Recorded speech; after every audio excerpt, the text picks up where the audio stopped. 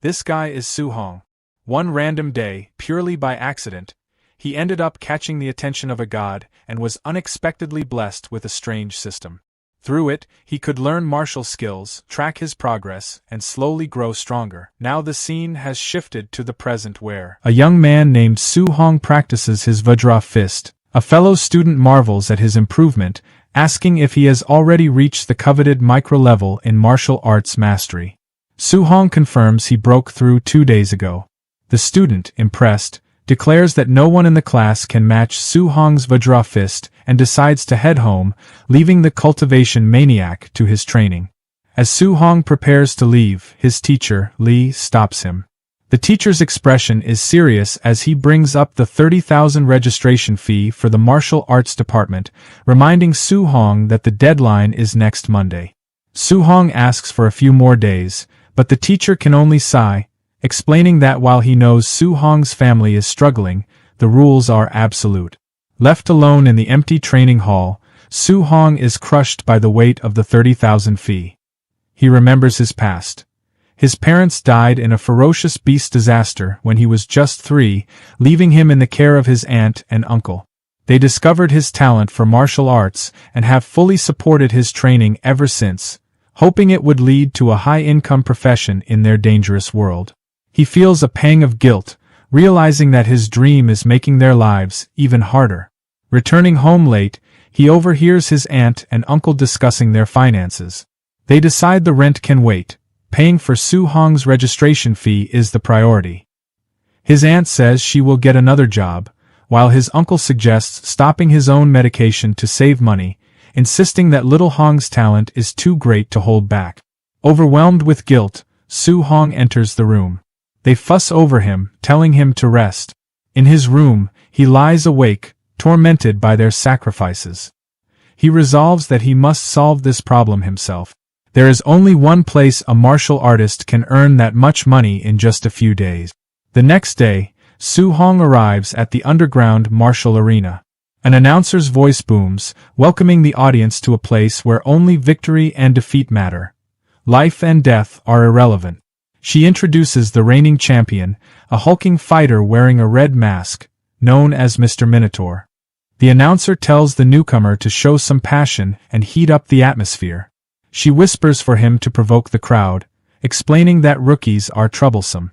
Taking the cue, Su Hong roars, declaring himself invincible against anyone below the level of a true martial artist and calling all weaklings to come and fight.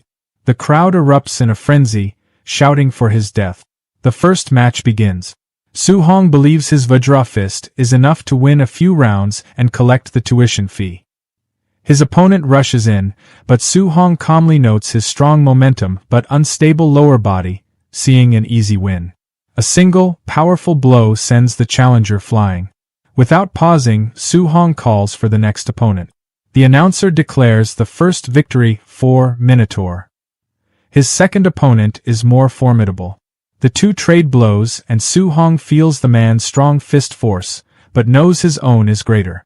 He spots a critical opening when his opponent puts too much force into his upper body, leaving his waist exposed. Su Hong seizes the chance and ends the fight in a flash.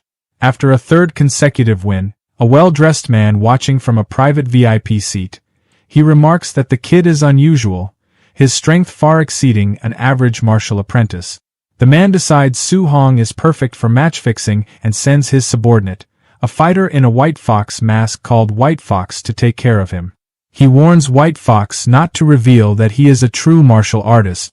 One victory away from the 60,000 prize, Su Hong is shocked when his final opponent is revealed to be White Fox, a known quasi-martial artist. He knows the match will be difficult, but he cannot afford to lose. The bell rings and the final match starts. Knowing his cultivation realm is lower, Su Hong attacks first with all his might. But White Fox stops his punch with ease.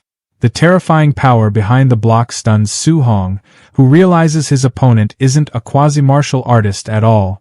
He's a true martial artist who deliberately suppressed his vitality. Before Su Hong can react, White Fox unleashes a devastating Thunder Rush fist, leaving him bleeding and broken. White Fox taunts him, asking why he only defends. Su Hong struggles to withstand the onslaught, knowing he will lose if it continues. He desperately searches for an opening to counterattack, but the barrage is too intense. His consciousness begins to fade. Standing over the defeated Su Hong, White Fox informs him that he won't receive a single cent of the prize money. However, his teacher invites Su Hong to join them. If he agrees to fix matches for them in the future, they will pay him the prize for this match. Burning with indignation, Su Hong refuses to do such a shameless thing and accuses them of being unworthy of the title of martial artist. Enraged, White Fox declares his intention to cripple Su Hong, ensuring he could never become a martial artist in his dreams. As the crippling blow descends, visions of his family's sacrifices flash through Su Hong's mind. He cannot let their efforts go to waste. He thinks of his promise to give them a good life and screams that he will never accept a future of failure. A system window materializes before his eyes, asking what he is willing to sacrifice for his family. With a final, desperate roar, he bellows, "Everything!" With a defiant roar of everything, Su Hong's world vanishes. He finds himself in a dark, empty space, wondering where he is. A colossal, radiant, winged being materializes before him, and with a flash of light, he's thrown backward.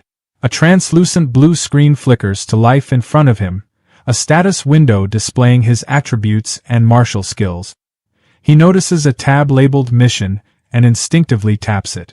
The system reveals the Way of the Arena mission, to polish his martial arts and defeat the White Fox waiting in the outside world. The objective is to upgrade his Vajra fist to the mastered level and his other skills to the micro level. It's a beginner's mission with no reward, but promises to unlock a guide. Suddenly, a perfect clone of himself appears and attacks with a flawless, textbook-quality Vajra fist. Su Hong realizes this isn't an enemy, but the ultimate role model.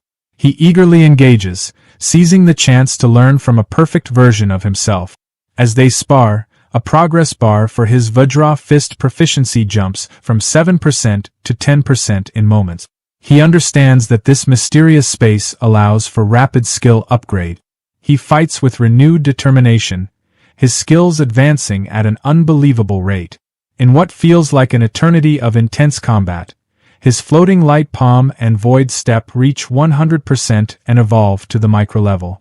Finally, his Vajra fist also hits its peak and breaks through to the mastered level. Exhausted but triumphant, he gives a grateful nod to the clone as it dissipates. A notification congratulates him on completing the mission and asks if he agrees to return to reality. He accepts. Time snaps back into motion in the arena. White Fox, his attack halfway to completion, sneers at Su Hong's mysterious glowing aura and strikes with his Thunder Rush fist. But now the attack seems laughably slow. Su Hong dodges with ease and lands a single, devastating punch that knocks White Fox out cold. The entire stadium falls into a stunned silence. Su Hong walks calmly to the dumbfounded announcer and asks when he will receive his prize money. Jolted back to reality, she hastily declares Minotaur the winner of the 60,000 grand prize. In the VIP suite, the arena boss is in disbelief.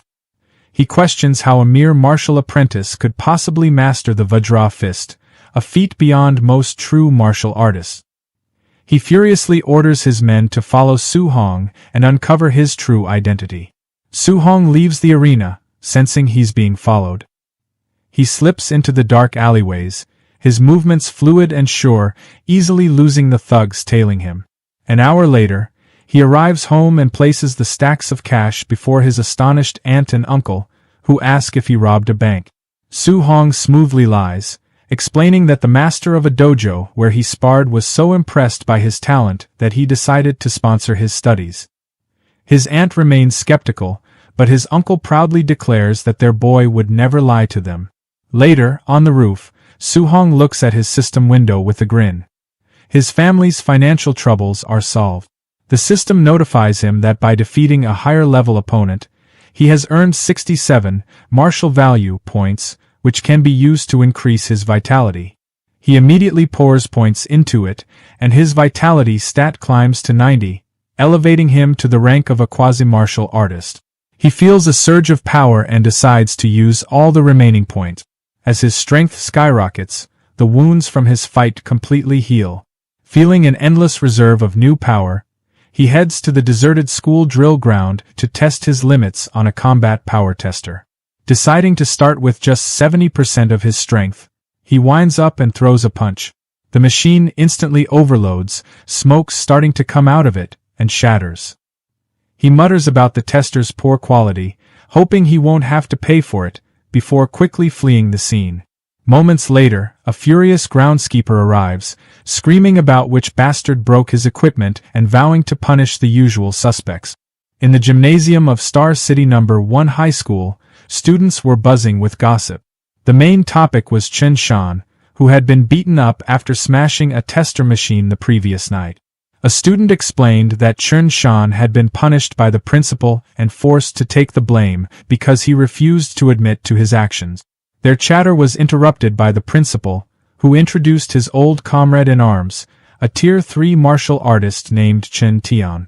The guest instructor announced he was there to teach everyone a C-rank martial art, the Thunder Rush Fist, and expected them all to learn it well. Hearing this, the protagonist, Su Hong, became determined. He knew that learning such a technique outside of school would cost a fortune, and he resolved to seize this rare opportunity. The instructor, Chen Tian, declared he would demonstrate the fist 10 times, and how much the students learned would be up to them. As the students marveled at seeing a Tier 3 martial artist for the first time, Su Hong recalled that this was the same technique the White Fox had used. Chen Tian began his demonstration. He explained that at the basic level, the Thunder Rush Fist emits a single sound of thunder. Mastery progressed through levels. 3 sounds for proficient, 5 for micro-level, 7 for mastered, and a full 9 sounds for the perfect realm. He advised the students to aim for just the basic level for today. Hours later, the students were exhausted and dejected, finding the C-rank art far too difficult to learn. Suddenly, Chen Shan, the school's top genius, successfully executed a punch with a single thunderous sound, reaching the basic level. The principal proudly pointed him out to Chen Tian, asking if he was interested in mentoring the boy. However, Chen Tian was unimpressed, remarking that in other cities, this was merely a passing grade. He lamented that the students were not up to his standards. As the two men walked away, Chen Tian commented on the cruel nature of martial arts, where talent was far more important than hard work. Just then, they were stunned by the sound of a 7-sound Thunder Rush Fist. A student had reached the mastered level after just half a day of practice. Chen Tian's shock turned to disbelief as he realized it wasn't 7 sounds, but 9. Someone had achieved the perfect realm. He urged the principal to help him find this prodigious student, but by the time they rushed back, the individual was gone. In the aftermath, Chen Tian was ecstatic. Witnessing the perfect technique had given him a sudden inspiration, allowing him to break through to the 8-sound level himself, a feat he thought he might never have achieved in his lifetime. Elsewhere, Su Hong walked away, reflecting on how exhausting the C-rank skill was. A look at his status panel confirmed his success. His Thunder Rush Fist was listed as perfect. His next goal was to earn martial values to break through to the rank of a true martial artist, and he wondered if sparring would be enough to earn them. Su Hong arrived at his workplace, the Raging Thunder Dojo. Inside, he saw a purple-haired youth named Li Yan berating and kicking another student. A friend explained that Li Yan was the disciple of a new, powerful instructor who was arrogant and taught his classes with disdain for the common students. Su Hong stepped in, stopping Li Yan's attack. Angered by the interference, Li Yan challenged Su Hong to a one-on-one fight in the arena, a challenge Su Hong calmly accepted. Their confrontation was cut short by the arrival of the new instructor, who announced that class was starting. Li Yan told Su Hong he was lucky and backed off, while Su Hong noted his opponent's arrogance. The instructor, Li Yan's master, declared he would only demonstrate the Raging Sea Spear technique once. Li Yan scoffed, believing it was impossible to learn from a single viewing. Su Hong, however, focused intently, absorbing the movements. After the brief demonstration, the instructor left the students to practice. While most were confused, Su Hong understood the technique's core principle. The spear must flow with the momentum of endless waves. He picked up a spear and began to practice, his movements fluid and precise. The other students watched in awe, whispering about what a martial arts prodigy he was. From a distance, Li Yan was shocked, unable to believe Su Hong had actually learned the technique so quickly. A friend warned Su Hong to be careful, as Li Yan was very strong. Undeterred, Su Hong approached Li Yan and asked for a match. Intrigued, Li Yan decided to test Su Hong's true ability, offering to give him some pointers. He attacked with a micro-level Raging Sea Spear technique, but Su Hong effortlessly countered, unleashing a proficient-level version of the very same skill. Li Yan was left completely stunned, unable to comprehend how his opponent had surpassed him in an instant. In a burst of pure martial skill, Su Hong defeats an opponent far stronger than himself. His system immediately confirms the win and rewards him with 35 martial points. Across from him, Li Yan collapses to the ground, stunned and unable to accept what just happened. He cannot understand how someone could bring the Raging Sea Spear technique to a proficient level in such a short time. The scene shakes him deeply, making him question the value of his own years of harsh training. As Li Yan's frustration reaches its breaking point, an instructor steps in at once, sharply scolding Li Yan for refusing to accept defeat and questioning his mindset as a martial artist.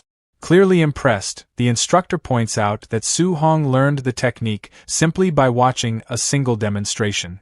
Turning to Su Hong, he explains that Li Yan's arrogance led to his loss and that being defeated by a true genius will serve as an important lesson. He then sincerely apologizes for his students' poor behavior. Su Hong watches quietly, noting how quickly the instructor's attitude changed once his talent was revealed. On the way home, Su Hong reflects on the exhausting yet rewarding day. He opens his status screen and confirms his information. Name, Su Hong. Vitality, 91.7. The Raging Sea Spear technique now shows as proficient, and he has 35 unused martial points. His thoughts shift to the upcoming school exams. He knows that wealthier students have already bought high-grade alloy weapons.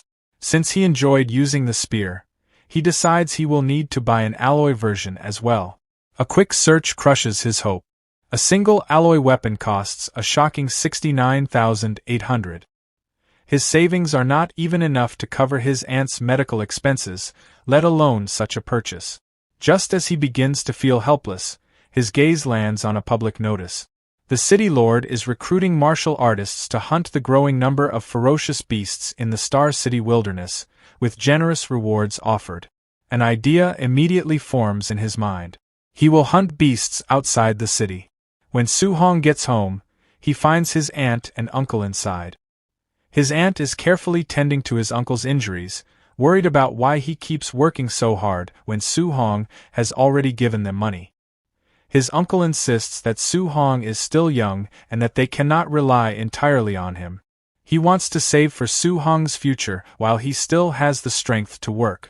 Su Hong greets them warmly. Although his aunt urges him to rest, he tells his uncle that he can earn money now and that his uncle should stay home to recover and take care of her. His uncle is clearly touched but says he cannot bring himself to do nothing. Su Hong reassures them that he is only earning a small amount for daily expenses and will not push himself too hard. His uncle reminds him that martial arts training is costly and that they want to support him as much as they can.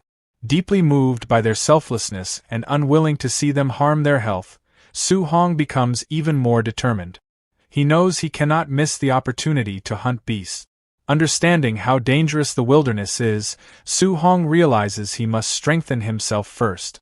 Without hesitation, he spends all 35 martial points on vitality. He watches the number rise steadily until it reaches 95.2. 2 days later, late at night, Su Hong lies exhausted on the floor of the empty school gym. His status screen shows that every one of his techniques, from the Raging Sea Spear to the Void Step, has reached the perfection stage. His vitality now stands at 95.3.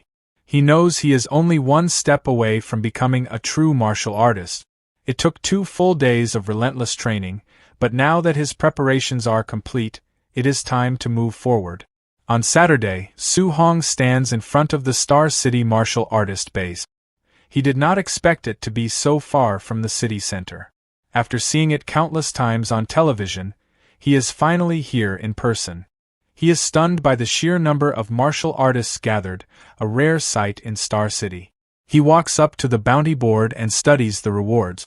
An unranked beast earns 300 blue star coins, with higher-tier beasts offering much more. One important detail stands out. To claim a reward, the hunter must present the beast's left ear as proof. Nearby, he watches another hunter hand over a heavy bag filled with ears at the settlement counter. Suddenly, the crowd stirs as guards force people aside, shouting for everyone to make way for young Master Yi. A flamboyantly dressed young man strides through with an arrogant air. Su Hong observes his clothes and attitude, which remind him of fighters from underground arenas. The martial artists around him whisper among themselves, calling Yi a show-off and saying that if his uncle were not the base director, he would have been dealt with long ago. Someone mentions hearing that Yi was beaten recently and that he had it coming, explaining why he had not been seen for a while. Watching all this, Su Hong comes to a sobering realization. Beasts are not the only danger in the wilderness. Humans can be just as dangerous. He resolves to stay alert. As he approaches the gate leading outside the city, a guard notices his young age and asks if this is his first time going out alone. Su Hong admits that it is. The guard sneers inwardly, thinking he is just another reckless and ignorant kid. Stepping into the dense forest, Su Hong silently promises himself that he will return with a full harvest. However, after 2 hours of searching, he finds nothing at all. Frustrated, he wonders if the beasts in the outer area have already been wiped out and decides to push deeper into the wilderness. His choice quickly proves right. Before long, he comes face to face with a massive wolf covered in white fur, its red eyes glowing with menace. Su Hong recognizes it instantly from his studies. A Tier 1 initial stage beast, the Nether Moon Wolf. This is his first time seeing one in real life. With a chilling howl, the beast launches itself straight at him. A red-eyed, white-furred beast suddenly lunged forward.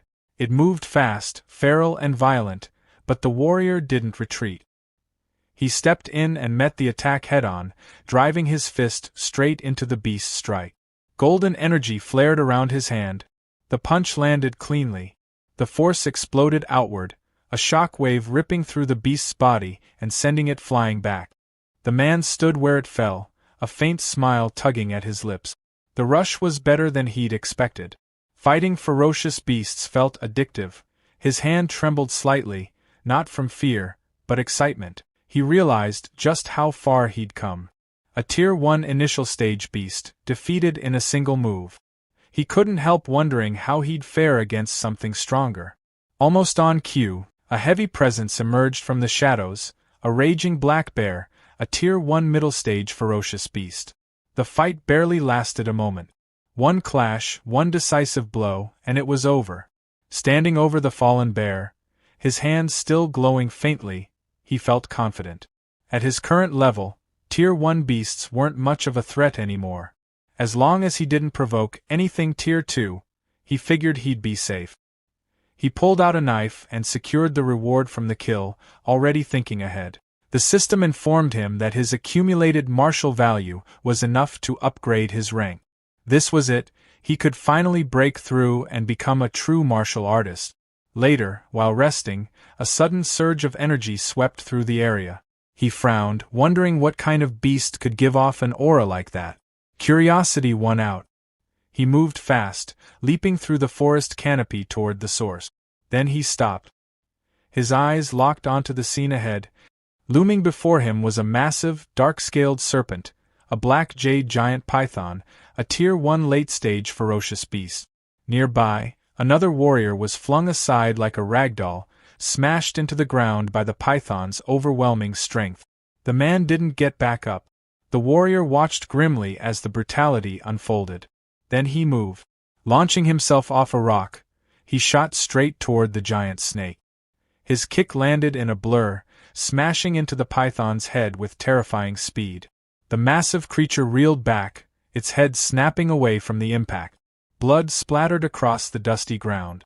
Behind him, The first warrior lay still, his chest pierced, life already gone.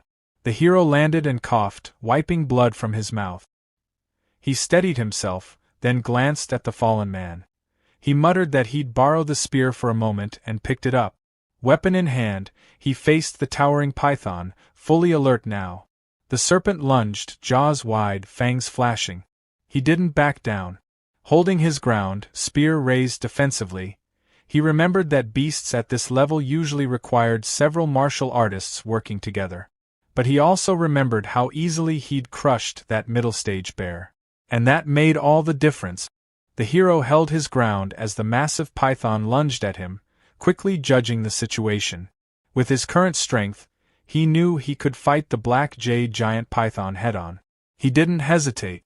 Activating his perfected void step, he slipped past the serpent's snapping jaws and reappeared above it, perfectly positioned to counter.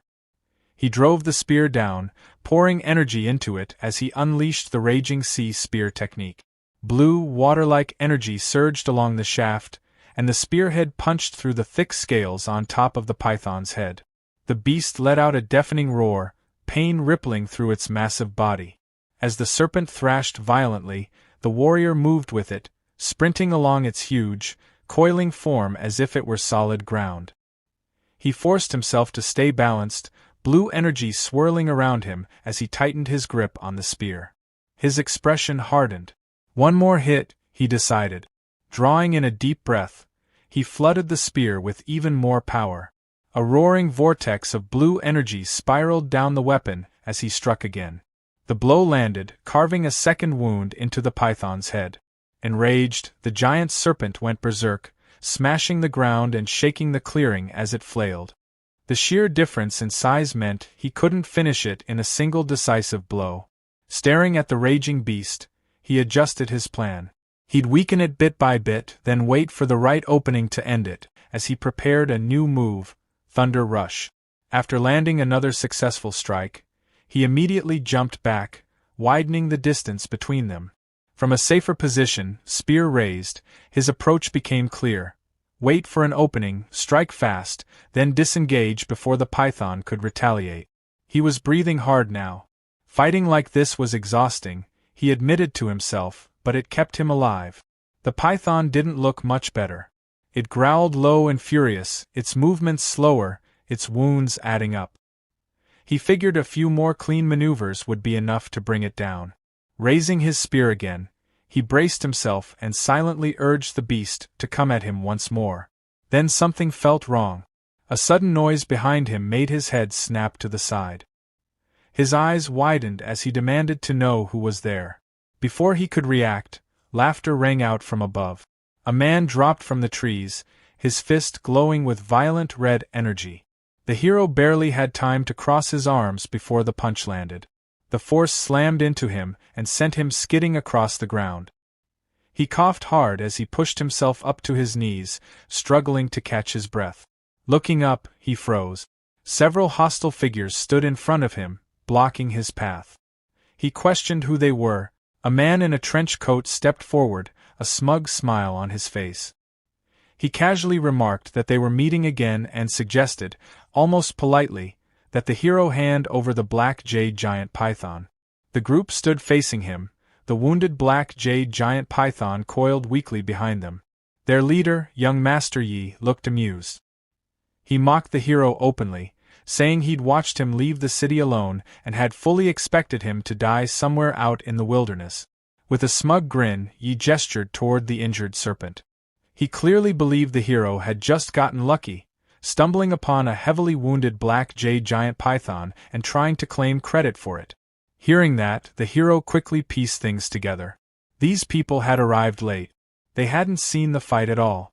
One of the larger, more muscular henchmen stepped forward. He told the hero to get lost, saying young Master Yi had already decided the python was his. The hero swept his gaze over them. 5 opponents, all martial artists. Outnumbered like this, he knew a direct fight wouldn't end well. Still, he let out a short, dismissive laugh. Red energy flickered around his fist as he mocked the idea that his earlier blow had just been a sneak attack, openly questioning whether they truly believed he couldn't take them on. Then he moved. His punch shot forward, wrapped in terrifying red energy. The blow slammed into the henchman and sent the big man staggering backward. Young Master Ye's expression shifted instantly. He recognized the technique, Vajra Fist, and he identified the hero as the infamous Minotaur. The hero blinked in surprise at being recognized, briefly registering the name, White Fox, in his mind. He raised a hand to his mouth, fury burning behind his eyes. He declared that the hero was the first person who had ever humiliated him so badly in front of others. The hero grabbed the spear and turned, sprinting straight into the forest. He didn't hesitate for even a second before shouting the order to kill him, pointing sharply in his direction as his men rushed after him. They chased him into the dense woods, branches whipping past as visibility dropped fast. Before long, they lost sight of him entirely. One of the men warned the others to stay alert. The terrain was perfect for an ambush. Another scoffed, brushing it off, questioning why they should be afraid of a single person. That was when it happened. The hero burst out of the shadows in a blur, slamming into the dismissive henchman from the side. Before anyone could react, his glowing eyes shifted to the next target. He moved again, impossibly fast, cutting down a second pursuer in one clean motion. The body hit the ground hard, lifeless. Young Master Yi stared in disbelief. He couldn't process that kind of speed. One of the remaining men shouted in panic, recognizing the technique. He called it the Nine Echoes Thunder Rush Fist, perfected to a level even Tier 3 martial artists struggled to reach. He dropped from the trees without warning, striking another henchman from behind. The body tumbled across the ground and landed right at the feet of young Master Yi and his last remaining subordinate. The final subordinate panicked, begging Yi to leave immediately. He insisted the hero was far too strong to deal with. Yi didn't even consider it. He angrily dismissed the idea of retreat, staring into the forest with bloodshot eyes. He declared that no matter what, he would kill the hero today. From the shadows, the hero watched him closely. The hero moved without hesitation, striking down the last remaining henchman. When it was over, young Master Yi stared at the scene in disbelief, fury twisting his face. He cursed under his breath, unable to wrap his head around how the hero had grown this strong in just a few days. The hero suddenly vanished from Ye's sight. He spun around instantly, only to find empty air behind him. Before he could relax, the hero reappeared again at his back, already poised to strike, but this time Yi reacted a split second faster. He turned sharply and launched an attack of his own. Fury twisted Ye's face as blue energy erupted around him. He flatly refused to accept that he could lose here, forcing his power upward. With a sharp gesture, he extended a finger and fired a concentrated beam of blue energy, his void-breaking finger. The hero barely managed to deflect the blast with the spear. He didn't stop. He snarled and unleashed a non-stop barrage. Explosions tore through the forest. Trees shattered, dirt blasted upward, and the hero was forced on the defensive, constantly parrying and dodging as energy beams detonated around him. Even while being pushed back, he stayed focused, quickly judging the technique's strength. From the sheer output alone, he figured it had to be a B-rank skill. He pointed at the hero and screamed that he'd memorized his face. If the hero dared hurt him any further, Yi vowed he'd wipe out his entire family. That threat landed wrong. The hero's expression went cold, all warmth draining from his eyes. In the next instant, the hero closed the distance between them. He yelled that his uncle was a supervisor at the martial artist base, that his father was a powerful figure, anything to survive. It didn't help. In a flash, the hero appeared right in front of him, red energy blazing around his fist. He remarked flatly that Yi had been more tolerable when he was acting superior. The punch came down like a verdict. Ye's body crumpled and crashed to the ground, broken and defeated. The hero stood over him, breathing hard, red energy still rolling off his body. He stated coldly that Yi never should have dragged his family into it. Barely conscious, blood pooling beneath him, Yi looked up in disbelief. He stammered that it was impossible, that the hero wasn't even a full martial artist. The black jade giant python's tail slammed down with crushing force, ending him instantly. The hero turned away and looked back toward the serpent. He'd spent too long dealing with the intruders. The giant python had fully recovered its stamina. In the forest clearing, the masked follower stared at his injured companion on the ground. He muttered to his partner that this kid was seriously not right. The other follower asked nervously where young Master Yi was, and if he had finished the job. Before they could speculate further, a rustle from the trees made the masked man turn sharply. The masked follower called out that he had finally decided to show himself. He lifted his weapon, adding that he wouldn't go easy on him. But Hiro was already on the move, spear in hand. He shouted for them to get out of the way as he shot forward like an arrow. The reason for his urgency became horrifyingly clear a second later. A monstrous snake burst from the undergrowth. The snake struck fast, its jaws snapping around one follower. A terrible scream was cut short. Almost instantly, a blue system screen flickered in Hiro's vision, reporting that an opponent had been indirectly eliminated and awarding him 30 martial value. Before anyone could react, the creature's heavy tail whipped around, crushing another follower. He thought to himself, stunned, that he could get points like that. Not sticking around to find out more, Hiro took off, sprinting deeper into the woods. As he leaped from branch to branch, his mind raced. His martial value was now high enough. Finally, he could break through and become a true martial artist. Perched high in a tree, he scanned the area. He needed a quiet, secure spot for his breakthrough.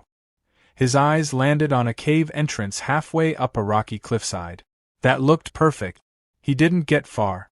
As he approached the dark opening, the same giant red-headed snake lunged out with a furious roar, trapping him inside the cavern. Hiro faced the beast, his back to the cave wall. A blue system interface materialized in front of him, displaying his details. It showed his name as Su Hong and his martial value as 504. No time to waste.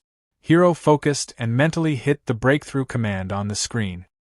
He urged himself to go faster. A red aura suddenly erupted around him, waves of heat rolling off his body like he was filled with molten rock. His vitality skyrocketed. His vitality reached 100. Then, a brilliant notification appeared stating he had broken through to a Tier 1 martial artist. He said to the cave air that he was now a real martial artist. He turned his gaze back to the giant snake, his eyes gleaming. He announced that it was his turn. He shot forward, his fist already glowing with a fierce red light. The punch connected with the snake's snout. Energy pooled in his free hand. He growled the beginning of a command, "Get," as he raised the spear high. Blue, lightning-like energy crackled down its length. He yelled down as he brought the weapon crashing onto the snake's body in an explosion of blue force. As the dust settled, Hiro clenched his fist. Golden, crackling electricity surrounded it, buzzing with raw power. He announced his next attack, Thunder Rush Fist, and drove his energized fist down toward the wounded beast with a final, decisive blow. The snake's pained roar echoed through the cave as the attack landed. Hiro stood on the giant snake's body in the misty clearing, spear in hand. Even though the beast had already been hurt, he felt a surge of confidence knowing he could now face something like that straight on. A soft chime in his mind confirmed his victory, adding 92 martial value to his total. Sitting down on the scaled carcass, he remembered the usual rule: cut off the left ear to trade for coin. He stared at the snake's head, then sighed. Right. Snakes don't have ears. Well, no helping it. He decided he'd better just get moving and headed out of the rocky clearing, leaving the massive body behind. Walking through the sun-dappled forest with his spear slung over his shoulder, he eventually came across another body, this one with blonde hair. It was young Master Yi. Hiro looked down at him. "You got off easy," he said quietly. Crouching, he began to search the young master's belongings. His main hope was finding that high-level martial technique Yi had used in their fight. His fingers closed around a small, unmarked black book. Could this be it? The void-breaking finger? Later that night, back in the shelter of a cave with a small campfire crackling, Hiro studied the book intently. He'd committed the introductory method to memory. Now it was time to let the system do its work. In the familiar blue, data-stream space of his mind, he sat cross-legged. "Come on," he urged. A glowing, translucent copy of himself materialized before him. Together they moved through the intricate forms. "Void-breaking finger," Hiro called out in the mental space. Streaks of light followed his movements as the system text flashed, tracking his progress. 51%. 78%. 93%. Back in the physical world, by the fire, a blue notification settled in his vision. Void-breaking finger, basic 1%. Hiro doubled over, coughing. Even at the basic level, a B-rank skill put an incredible strain on his body. 3 days later, a thunderous howl echoed through the trees. A huge, red-eyed ape monster slammed its fists against the ground. Perfect, Hiro thought. He needed something to test his new power on. He darted forward, energy focusing at his fingertip. The technique felt smooth, powerful. As the ape monster fell, Hiro stood amidst the settling dust, his fingers still glowing with a faint blue energy. He'd reached the perfect realm. The system confirmed it. Void-breaking finger, mastered-void-breaking finger, perfect. The power was absolutely worthy of a B-rank skill. The martial artist base was in an unusual state of quiet when he arrived. Inside, the main hall was buzzing. A crowd watched as one man at the counter collected a hefty payout of 230,000 blue star coins, murmurs of admiration rippling through the onlookers. Another group, the Thunder Squad, was being praised for their haul of Tier 1 beasts. When it was Hiro's turn, he hoisted a large, heavy bag onto the counter. The woman working there peered inside, and her eyes went wide. She started counting, her voice rising with disbelief as she announced the total. 406,000 blue star coins from 72 initial stage, 83 middle stage, and 17 high stage Tier 1 beasts. A cold sweat prickled on Hiro's neck. He'd gotten carried away. This was way too much attention. Before he could even leave the counter, a commotion erupted outside. Official vehicles screeched to a halt, blockading the base entrance. The crowd around him stirred, everyone turning to look.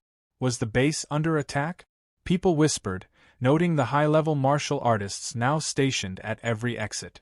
A stern-looking man in a suit, identified by the system as Yi Chi, base person in charge, and Yi Feng's uncle, barked orders to his subordinates.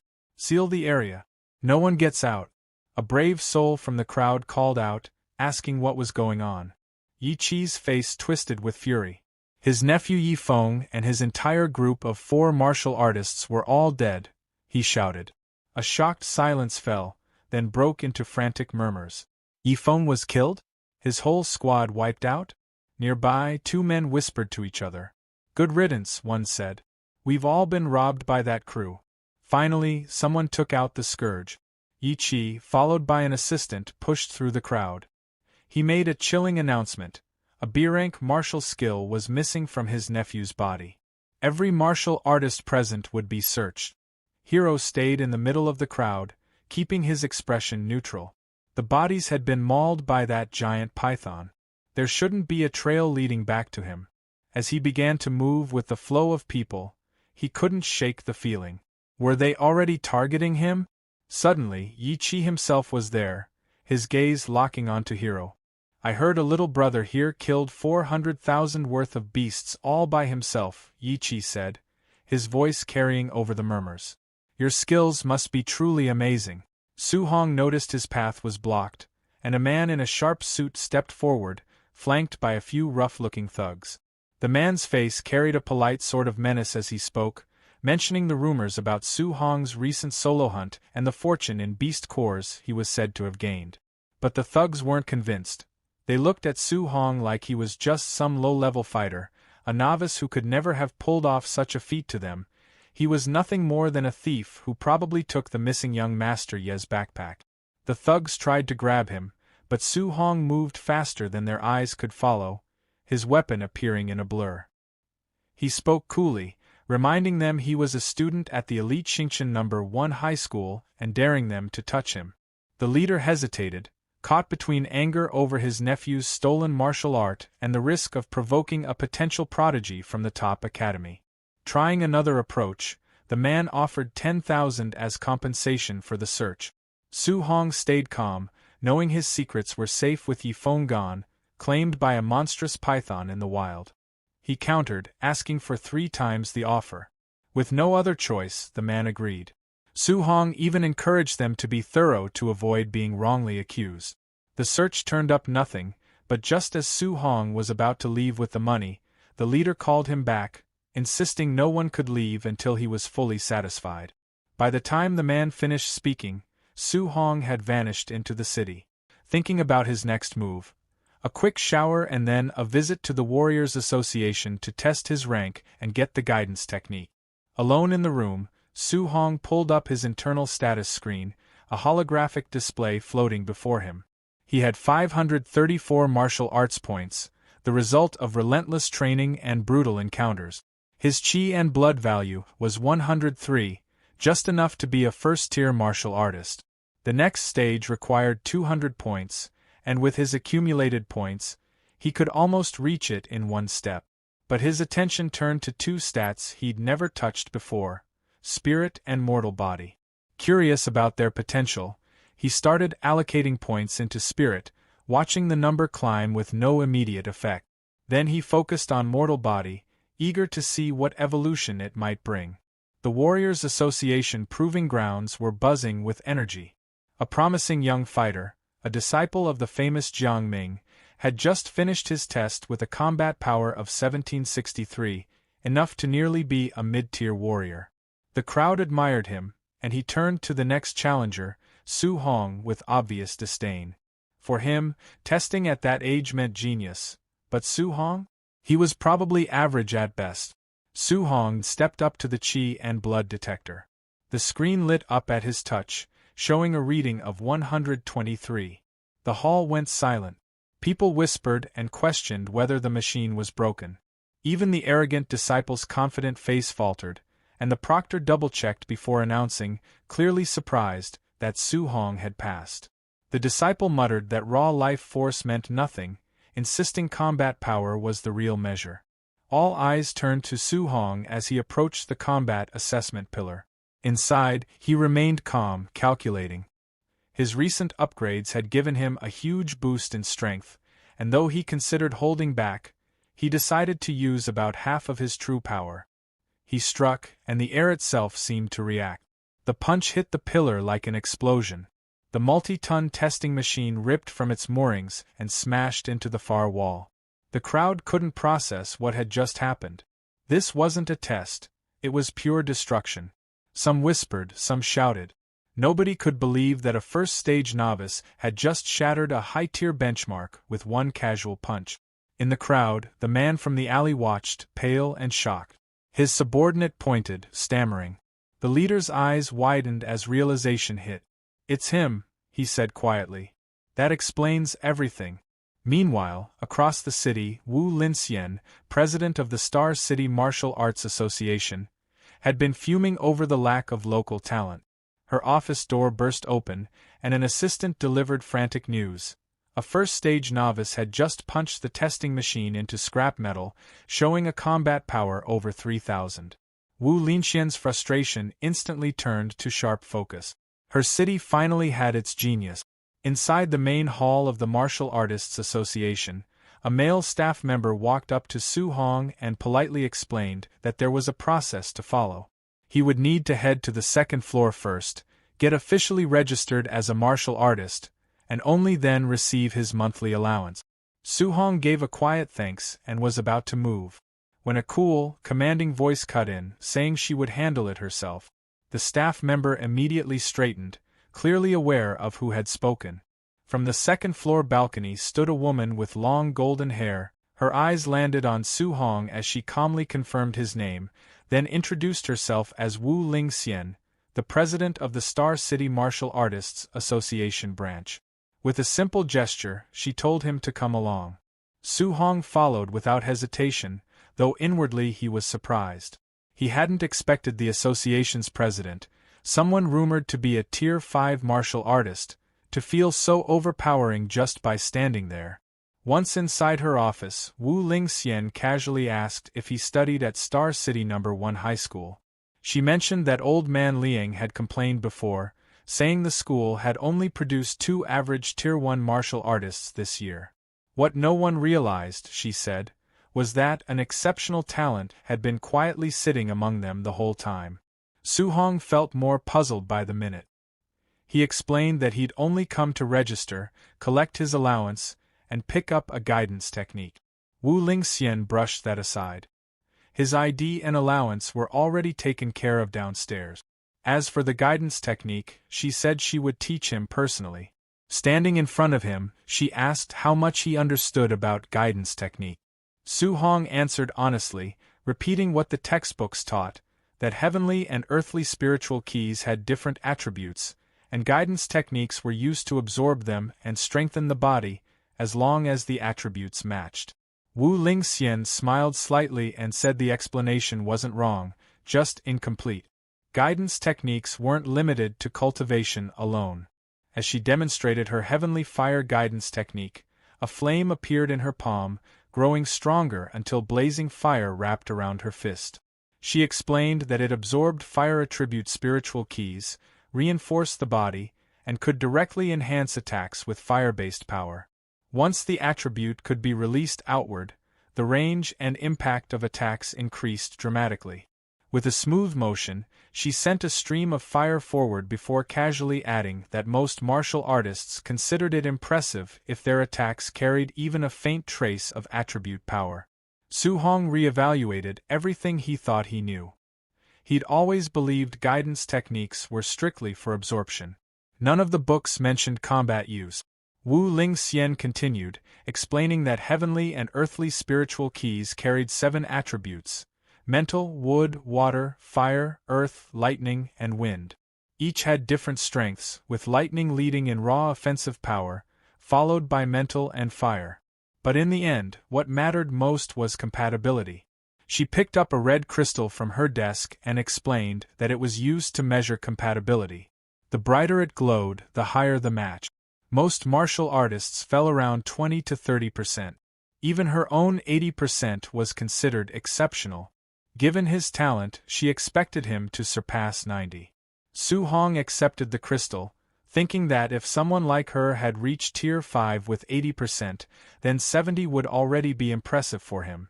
The crystal answered immediately. A brilliant red glow filled it almost completely, lighting up the office. Wu Lingxian stared in disbelief as the result became clear: perfect fire attribute compatibility. She explained quickly that this meant he could absorb fire spiritual keys with no loss at all. By comparison, her own absorption wasted 20% every time. That alone placed his potential far beyond hers. She admitted she never imagined Star City could produce someone on par with the top talents from the Imperial Capital or Magic City. As Su Hong looked at the crystal, another thought crossed his mind. Fire was strong, but lightning suited him better. The crystal reacted again, this time bursting with a dazzling golden glow. After a brief pause, Su Hong quietly noted that his lightning compatibility also appeared to be perfect. Wu Lingxian struggled to process it. Dual attributes, both flawless. Before she could fully react, the crystal continued responding. Wind followed, then the others. One after another, every attribute reached the same result. 7 attribute. All perfect. Wu Lingxian sank into her chair, her past achievements suddenly feeling distant. She remembered being praised as a top genius herself, reaching Tier 5 before 30. But standing in front of someone who broke every rule, she realized how different the gap truly was. For Su Hong, 7 perfect attributes felt both like a gift and a weight.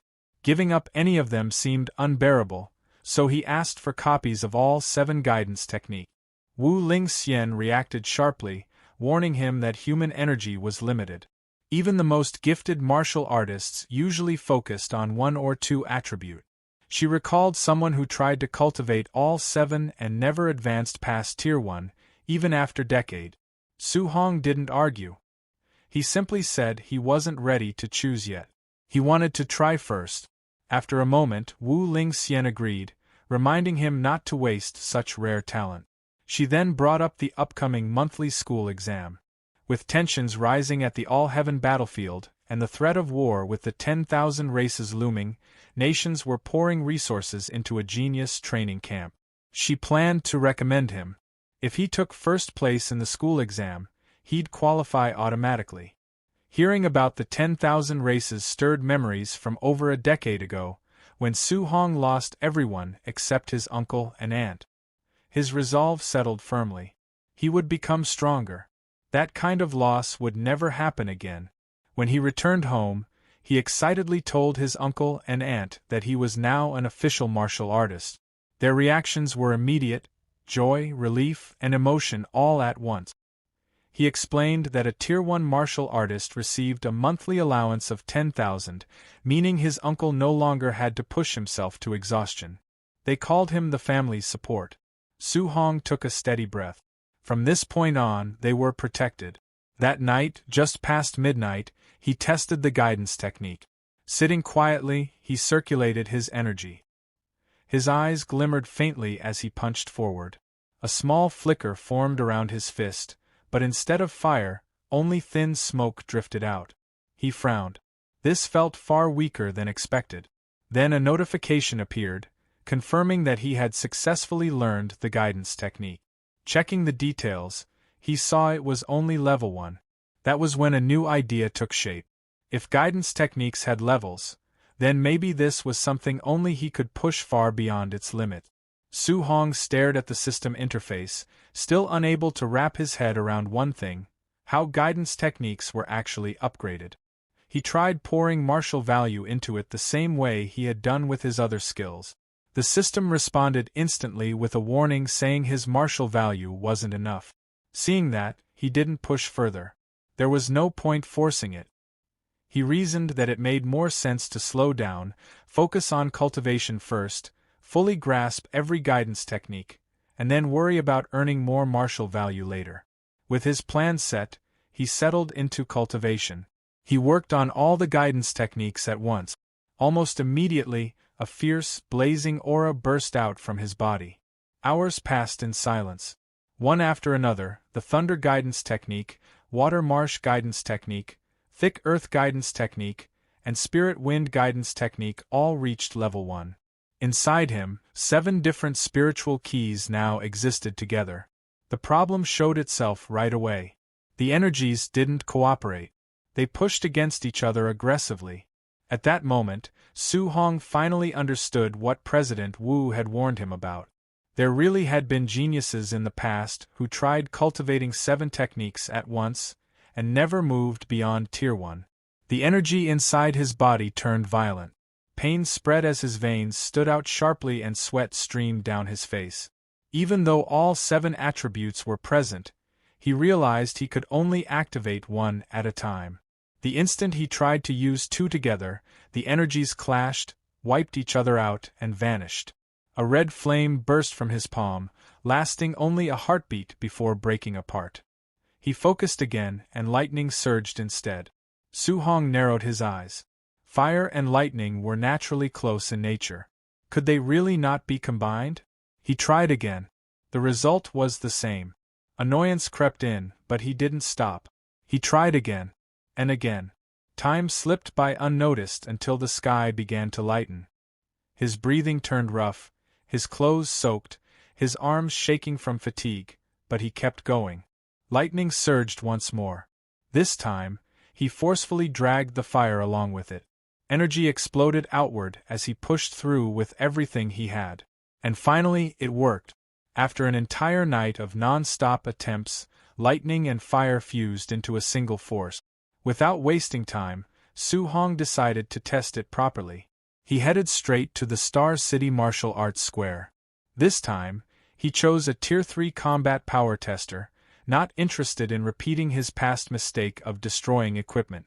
Previously, using only half his strength, he had hit 3,000 combat power. Now, he limited himself to just 30%. He threw a punch. The number jumped past 2,300. Su-hong paused. By his estimate, it should have been closer to 1,800. That was nearly a 500-point difference. If pure lightning already gave results like this, what would happen when combined with fire? Energy gathered again in his palm. When he struck, the tester shook hard as the number shot past 3,000. A small smile appeared as he looked at his hand. With thunder fire combined and only 30% output, he had already surpassed a high-stage Tier 1 martial artist. And his vitality was only 123. That kind of potential felt overwhelming, and this was with just 2 attributes. His thoughts immediately jumped ahead. What if he combined all 7? Lightning crackled and flames swirled in his palm as he made his next decision. He would attempt 3 attributes next. Later, on the rooftop of his home, Su-hong lay flat, shirtless, staring at the sky. After countless intense attempts, he finally accepted the truth. Merging 3 attributes was far harder than merging 2, several times harder. No matter how he adjusted or experimented, there was no real progress. That was when the answer clicked. The issue wasn't his control. It was the level of his guidance technique. He checked the system again. All of them were still stuck at level 1. And the monthly exam was tomorrow. For now, what he needed most was more martial value. The next morning, Star City No. 1 High School was packed. Students filled every corner. The principal announced that today's exam would be different. Due to rising pressure on the front lines, a large-scale genius training camp was being set up to prepare for future conflict. The rewards were insane. Top-tier resources, martial arts manuals, pills, and even grandmasters as instructors. The top 3 students in this exam would earn a spot in Star City's training camp. The crowd erupted. A genius training camp. Someone whispered that one of the instructors was a Tier 7 grandmaster. That alone sounded unreal, especially when the principal himself was only Tier 3. Ambition lit up faces across the field. Su-hong focused on one detail only. Top 3. Ranking high wasn't enough.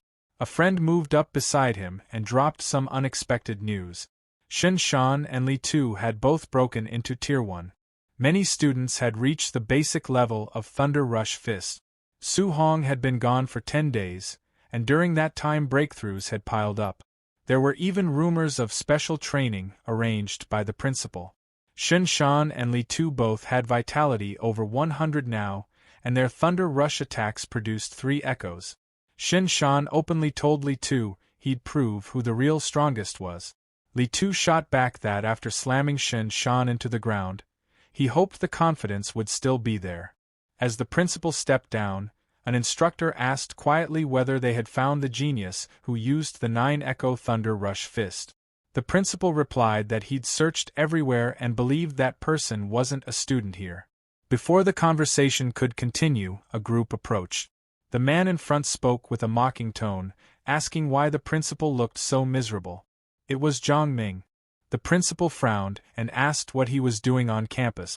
Zhang Ming casually replied that this year's students didn't look impressive and brought along 2 disciples, joking about sparring with the school's top students after the exam. The principal immediately understood. This was public humiliation. Refusing would only confirm weakness. Before he could answer, Zhang Ming added that he'd understand if the principal declined. After all, the students looked fragile. An instructor snapped back, asking if Zhang Ming was picking a fight. The exchange stopped abruptly when someone leaned in and whispered something to Zhang Ming, pointing toward the crowd. Zhang Ming followed the direction and spotted Su-hong standing calmly among the students, a faint smile on his face. Recognition hit instantly. So he really was from No. 1 High School. Zhang Ming cursed inwardly and gestured to his disciples. Facing that boy meant guaranteed loss. Rather than embarrass himself, he laughed it off, saying he'd only been joking. There was no competition at all. His disciples played along, pretending to back down. The principal and instructor were furious. Soon after, the exam officially began. The first match was announced. Number 665, Shang Peng, versus number 666, Su-hong. As they stepped onto the stage, Su-hong's friend grew nervous. Shang Peng was a quasi-martial artist known for raw strength. A teacher shouted a reminder not to push too hard. Injuries weren't worth it. Before the match even started, Shang Ping smirked and asked whether Su Hong planned to fall on his own or be slammed down. In the next moment, Su Hong disappeared. Before anyone could react, he appeared behind Shang Ping, grabbed him with one hand, and drove him straight into the floor. The arena went quiet. His friend and the teacher stared, swearing softly. They couldn't understand when Su Hong had reached this level. One move. Complete victory. As the dust settled, Su Hong stood alone at the center of the stage. Su Hong stood over his defeated opponent again, calm as ever. The crowd completely lost it. They shouted that Su Hong had won again, and asked how he was even that strong. Some of them started guessing that he might already be a Tier 1 martial artist. Excitement kept rising as people reminded each other that the next match would decide the champion. Up in the office, Principal Lee sat with Chen Tain, watching everything unfold. Chen Tain frowned and asked where this Su Hong had suddenly come from. He said he had been giving private tutoring before, yet Su Hong had never shown up in front of him. Principal Lee lowered his gaze and admitted it was his own failure. He said he should have discovered such a promising student earlier. By not giving Su Hong proper guidance sooner, he felt like he had almost buried real talent. Chen Tain looked thoughtful. He mentioned that Su Hong seemed familiar, like he had seen him somewhere before, but he just couldn't remember where. Soon, Principal Lee shifted the topic and said the semi-final between Chen Shan and Li Tu should be wrapping up with a winner any moment. Down in the arena, Chen Shan and Li Tu were locked in a fierce fight. Spectators commented that their strength looked almost identical, making it impossible to predict who would win. Li Tu suddenly prepared a heavy punch and told Chen Shan that since they both knew the Three Echoes' Thunder Rush Fist, Chen Shan shouldn't even dream of winning without using his ultimate move. Chen Shan blocked it. Then Chen Shan's fist burst into flames. He told Li Tu to watch carefully and declared that he was the real number one in the school. The crowd gasped. Some shouted that Chen Shan could already perform attribute externalization, and that it was the fire attribute, second only to thunder in power. But Li Tu answered calmly, saying attribute externalization wasn't anything special. As he spoke, a blue aura wrapped around his fist. Spectators immediately reacted, saying Li Tu could use it too, and his was the metal attribute, known for even stronger combat power than fire. Li Tu then added that he had more to show. He unleashed the Five Echoes' Thunder Rush Fist. The two clashed violently.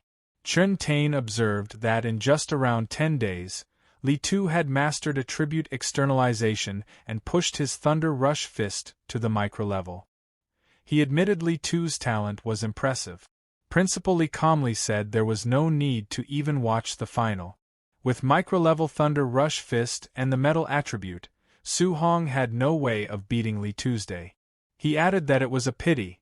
If Su Hong had learned a guidance technique and Thunder Rush Fist, he might have stood a chance. Off to the side, a man suddenly proposed a bet.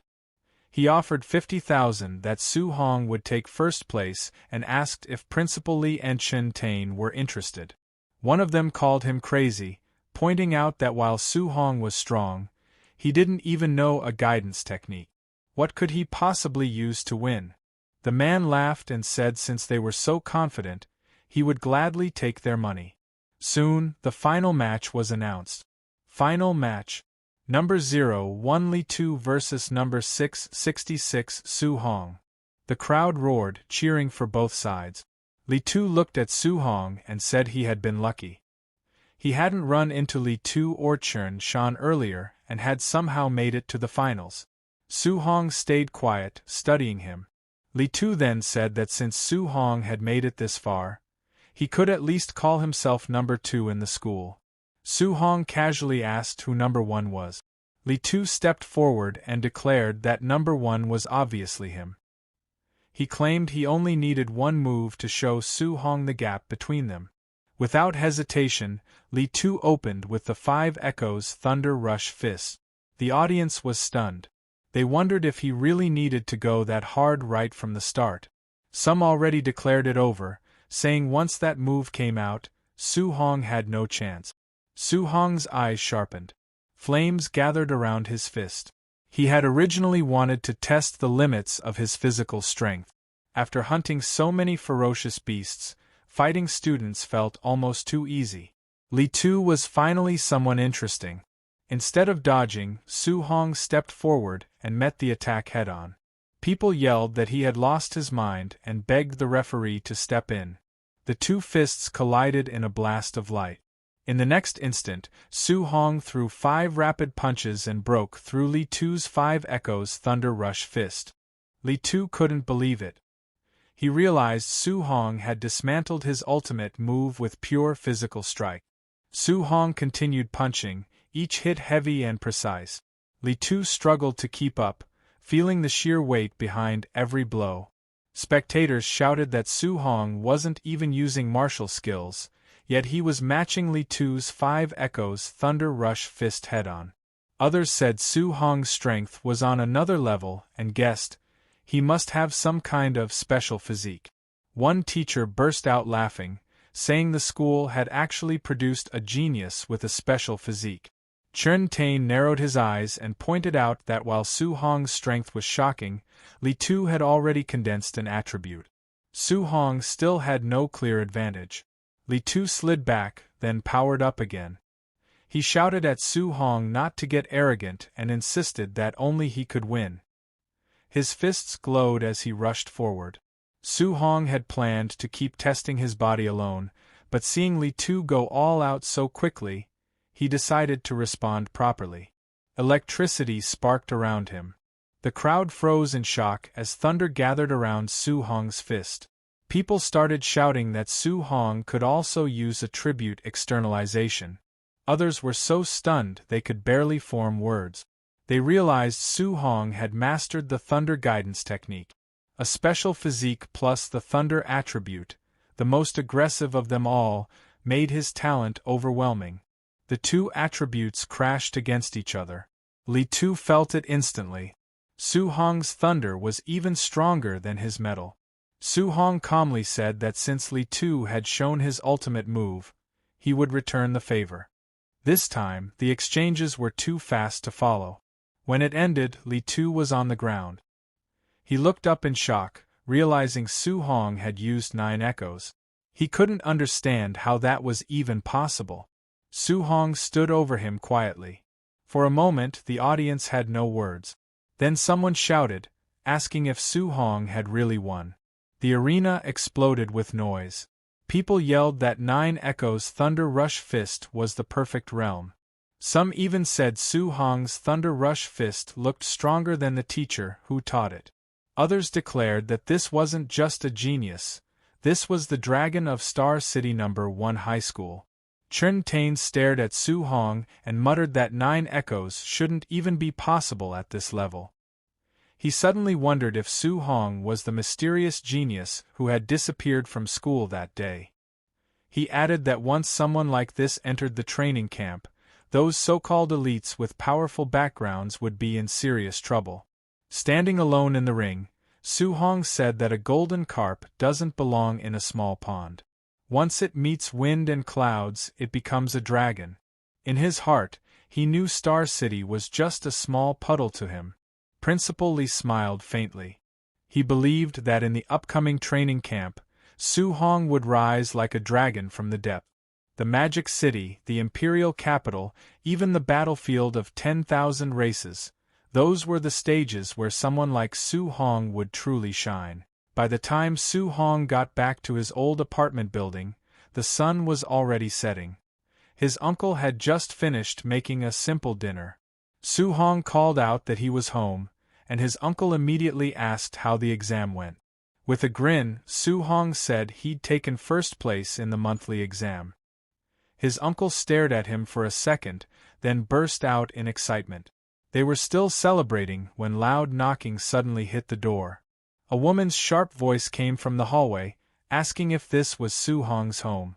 Su Hong opened the door, confused. His uncle and aunt stood just behind him, peeking out cautiously. Outside stood a well-dressed woman covered in expensive jewelry. She introduced herself as Lin Nan's mother. She explained that only the top 3 students could enter the training camp. Her son had ranked 4th. Then she got straight to the point. She wanted Su Hong to give up his spot. She calmly pulled out a stack of cash, and said she was offering 30,000 if he stepped aside. Su Hong and his family just looked at her. No one reached for the money. They looked more confused than tempted. When she saw that the cash wasn't working, her tone changed. She said the training camp was brutal and that people could die there. She added that with their poor background, it would be smarter to quit early.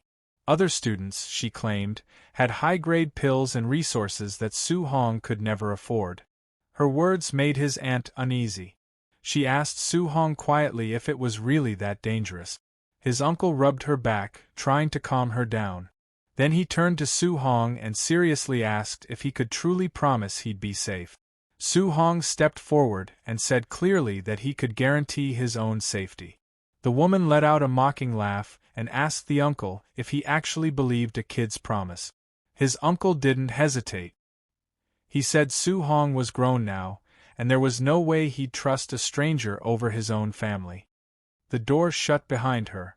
From the hallway, she shouted that they were just waiting to get eliminated at camp. Inside, things slowly settled. His uncle asked Su Hong if he had hidden how dangerous the camp was. Su Hong told them it wasn't a big deal and that he could handle it. His uncle gave him a big thumbs up. He admitted he was just an ordinary man, but if Su Hong had the courage to face something like this, then the family would back him all the way. Suddenly, his aunt smacked his uncle on the back, telling him to stop making it so dramatic. She said they didn't care about rankings or glory. They just wanted Su Hong safe. Su Hong nodded with a warm smile. Hearing that made him feel lighter. Later that night, he stood alone on the rooftop, looking over the city lights. He knew that even though his uncle and aunt said they supported him, they were still worried. He quietly promised himself he wouldn't let them down. If he wanted to protect their new life, he had to get stronger. He opened his system interface. He had gained 285 martial value points from the monthly exam, but it didn't feel like enough. His mortal body stat was at 36.1%. Thinking about the powerful geniuses at the training camp, he decided to focus on strengthening his body first. He started adding points to the mortal body stat. A red glow surrounded him as the percentage slowly climbed. When it stopped, steam rose from his body. His mortal body had reached 64.6%. Still far from 100%. He wondered what kind of special physique he would unlock once it was complete.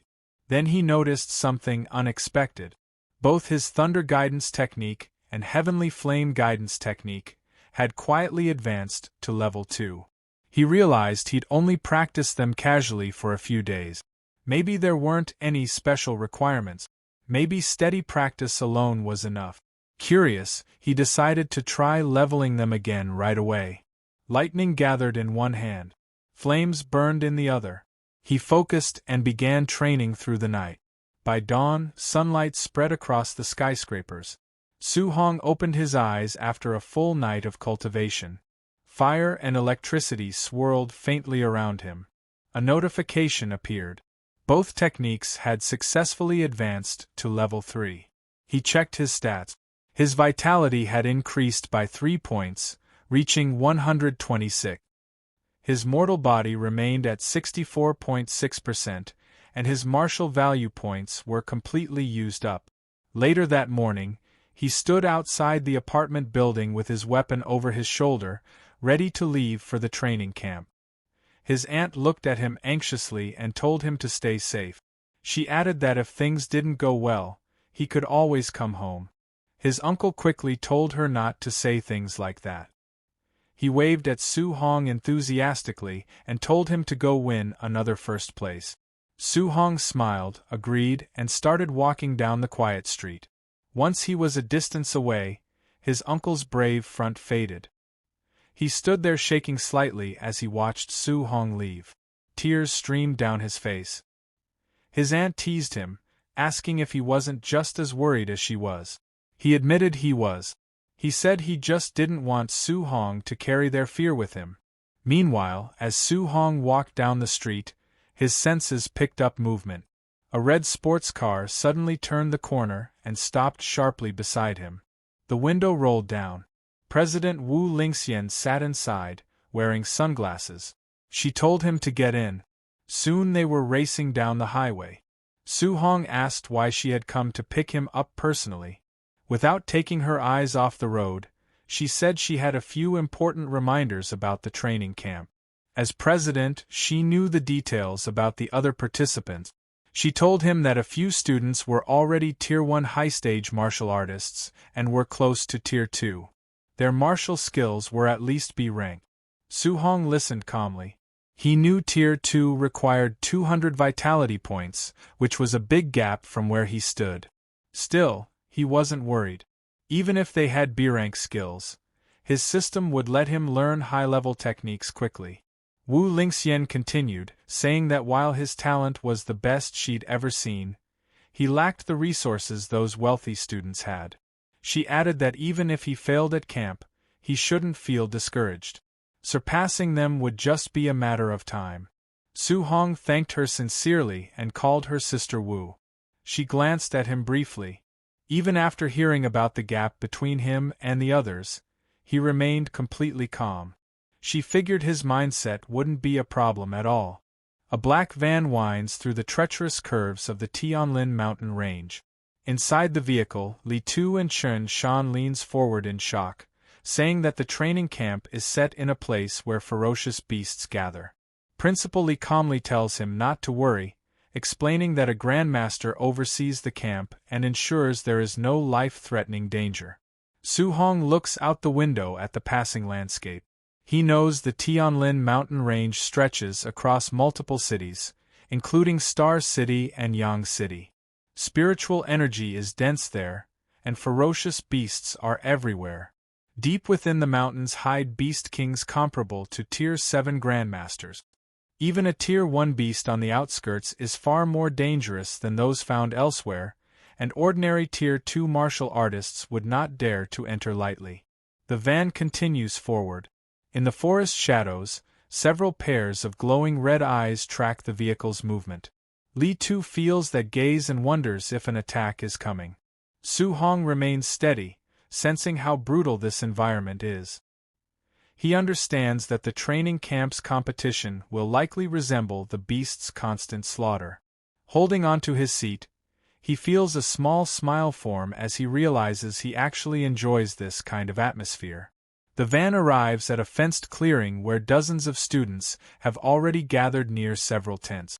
After getting out, Chen Shan wonders aloud how strong the other participants might be. The crowd is filled with martial artists carrying various weapons. Su Hong stands among them with his own weapon slung over his shoulder. An official in a gray suit stops them and tells everyone to wait until all participants arrive before the entrance assessment begins. Hearing about an assessment, Su Hong watches as several luxury vehicles drive into the camp. A red Rolls-Royce leads the group. Some students complain about the big families arriving late. As the newcomers step out, attention quickly shifts to them. Xiao Nan, known as a spirit master, appears alongside Lin Xinghe of the Lin family, who is rumored to be close to Tier 2. At the front stands the city lord's son, Wang Tiantuo, often called the barbarian god. He possesses a special physique and extremely high fire attribute compatibility.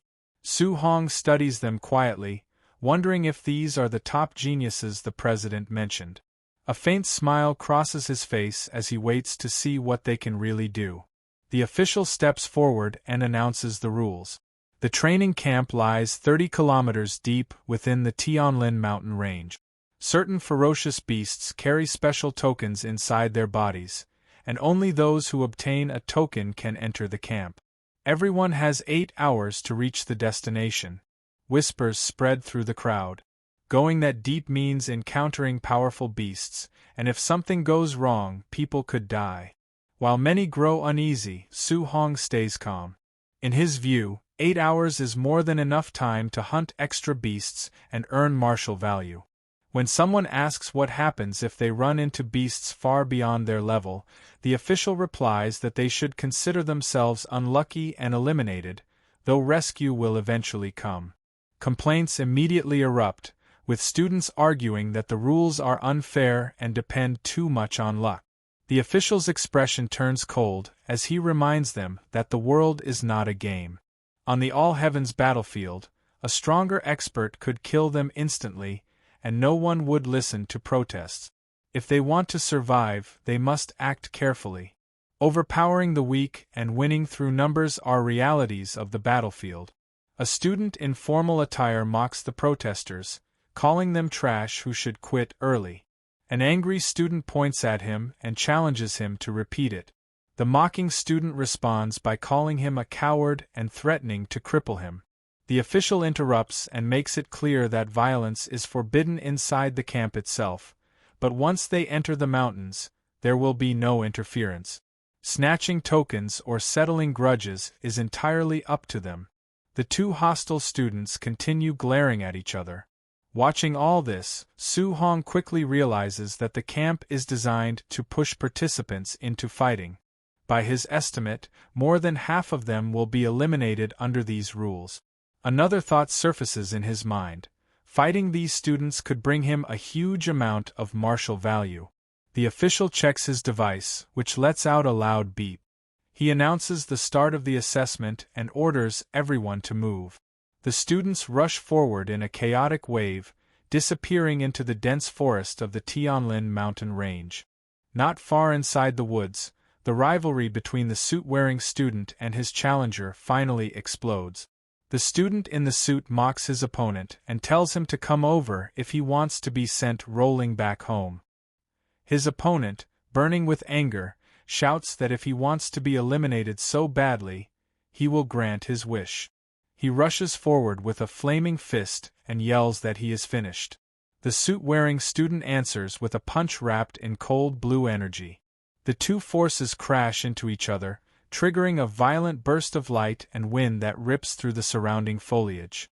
A rapid exchange follows as blue energy surges again and again, gradually overpowering the flames in a string of heavy impacts. High above on a thick tree branch, Su-hong stands quietly, watching the fight unfold.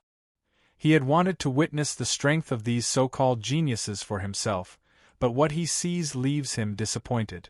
The clash is flashy, yet far from impressive. In his mind, even if he defeats them, the martial value gained would be minimal.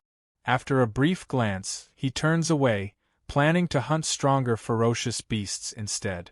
Below, the suited students start mocking his opponent, saying that a pauper will always remain a pauper, and questioning what hard cultivation can achieve compared to a family's long-term accumulation.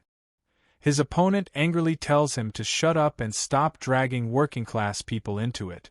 The suited student laughs and repeats the insult. The words make Su-hong pause mid-step. He slowly looks back. A faint smile forms on his face as a new idea settles in. He decides that this ready-made martial value should not be wasted. He drops from the tree and lands smoothly between the two fighters. Telling them to stop fighting, he speaks in a calm and steady tone. Both students stare at him in confusion. Standing there with a thick wooden club in hand, Su-hong casually suggests that they fight him instead. The suit-wearing student grows irritated and calls him another pauper, warning that he will end up beaten as well. The other student demands to know what level he is to dare interrupt their fight. Su-hong remains relaxed and tells them they misunderstood him. He proposes that they stop fighting each other and join forces to fight him together. The blatant provocation infuriates them. The first student yells that Su-hong is courting disaster and lunges forward with a punch. In the next instant, Su-hong moves. Before the attacker can adjust, Su-hong closes the distance and delivers a crushing strike that knocks the air from his lungs. The student is flung backward and collapses after a single exchange. The suit-wearing student immediately breaks into a cold sweat. Their strengths were similar, yet his companion was defeated in one move. He finally understands how terrifying Su-hong's speed is. In the blink of an eye, Su Hong appears directly behind him and quietly tells him it is his turn. The student stiffens. A heavy swing of the wooden club follows, slamming into the side of his head. Blood sprays outward as he is knocked off his feet and sent flying, losing consciousness before he even hits the ground. Su Hong stood there calmly with the club resting on his shoulder. Looking down at the two fighters lying on the ground, he commented that this was exactly what happened when people looked down on ordinary cultivators. Far away, inside a monitoring room, several observers watched everything on a huge digital screen. One of them pointed at the display and asked where that guy had come from, saying the man had suddenly appeared and knocked out both fighters while they were still in the middle of their duel, while another observer asked if the two fighters on the ground counted as eliminated. Their leader explained that they did not. Since neither of them had asked for rescue yet, the test would keep going. Back in the forest, the cultivator in the suit slowly woke up. He held his aching face and noticed the other fighter sitting nearby. Instantly, he pushed himself backward and yelled for the man to stay away. Then he looked toward the direction Su Hong had left and cursed that guy, saying he would definitely take revenge later. The short-haired fighter also sat up, looking annoyed. He said the loss only happened because he had underestimated the opponent. In his opinion, losing to a kid like that simply didn't make sense. For a while, the two former rivals sat quietly, staring at each other. Eventually, the short-haired fighter spoke first. He apologized for what he had said earlier and admitted the other man was actually strong. The cultivator in the suit responded the same way. He said the short-haired fighter also had impressive strength and apologized for mocking him earlier. After sharing the same embarrassing defeat, the two of them shook hands. Soon they were standing with their arms around each other's shoulders, calling themselves brothers. They quickly came up with a plan for revenge. The abandoned wooden club nearby would be perfect for giving that kid a few solid hits to release their anger. Meanwhile, Su Hong ran through the forest at high speed. Suddenly, he stopped when a group of Tier 1 initial stage giant-toothed wild boars rushed out from the bushes. Seeing them again, Su Hong muttered that he had run into another pack. He wondered how many of these creatures he had already seen in the Tianlin mountain range. The boars charged toward him with heavy pounding steps. He launched his Thunder Rush fist. 9 echoes, sending yellow lightning bursting forward. The attack cut through the group in a massive X-shaped blast of energy. When the dust cleared, system messages appeared around him. Martial value +9. Martial value +7. Martial value +10. Martial value +6. Su Hong thought about how defeating martial artists used to give dozens of points. Now the rewards were getting smaller as his strength increased. He shrugged it off and decided the real goal was finding tokens. He started cutting open the boar carcasses, remembering that the dozen beasts he killed earlier hadn't carried any tokens either. After wiping the blood from his hands, he confirmed that none of them had one. Su Hong concluded that only stronger beasts probably carried tokens. Half an hour later, he moved deeper into the forest, jumping between trees while searching the area. When he first entered the 5-kilometer zone, he could find more than a dozen low-level beasts every hour. Now he couldn't see a single one. At that moment, a massive Tier 1 high-stage Nether Knight black tiger suddenly lunged out with a loud roar. Su Hong quickly avoided the attack and recognized the beast right away. Blue energy gathered around his finger as he used Void-Breaking Finger. The strike landed directly on the tiger. The beast cried out as the force smashed it into the ground, cracking the earth beneath it. To finish the fight, Su Hong thrust his spear straight into the tiger's head. A message appeared. Martial value +35. Su Hong commented to himself that with his current strength, defeating a Tier 1 high-stage beast felt extremely easy. He then searched through the tiger's stomach and finally pulled out a red and gold token covered in blood. Looking at it, Su Hong remarked that it had taken almost 3 hours just to find a single one. Thinking about it, he compared the situation. Low-level boars appeared everywhere, while high-stage beasts like this tiger were rare. The stronger beasts gave more value, but there were far fewer of them. After considering it for a moment, Su Hong decided that quantity was the better option. Hunting lots of weaker beasts near the outer areas would let him gather martial value much faster. With 5 hours left in the assessment, Su Hong headed out again. His plan was simple: push his mortal body to its limit before time ran out, leaving behind a clearing full of blood and beast carcasses as he walked away. The forest clearing was filled with the bodies of fallen wild boars. Blood stained the ground, and the air carried the heavy scent of battle. Suddenly, a huge bear burst out with a thunderous roar and rushed straight at Su Hong. Its eyes glowed with a faint red light as it swung a massive claw toward him. The attack missed. While moving around the beast, he noted to himself that after fighting dozens of Tier 1 ferocious beasts, he had finally run into another Tier 1 middle stage one. Bright orange flames began to gather around his fist as he prepared to strike back.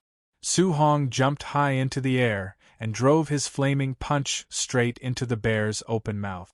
Fire and force burst out at the same time. In the reflection of the bear's golden eye, Su Hong could be seen descending again for the finishing strike. He dropped down with full force, slamming his weight onto the beast. The impact shook the ground violently. Moments later, the huge body stopped moving. Su Hong stood over the defeated beast and took a moment to think. Ever since his mortal body reached 60%, defeating a Tier 1 middle stage ferocious beast with pure physical strength had become possible. He glanced down at his hands and clothes, both covered in blood.